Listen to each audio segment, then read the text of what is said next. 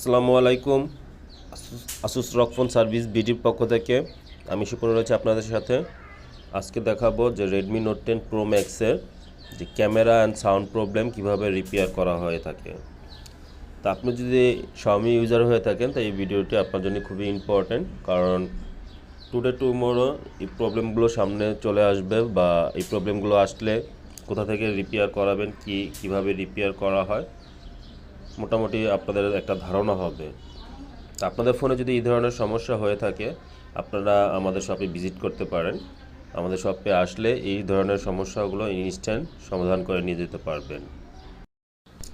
সবাই ভালো থাকবেন, সুস্থ থাকবেন। আল্লাহ হাফেজ, দেখা হবে নেক্সট ভিডিওতে।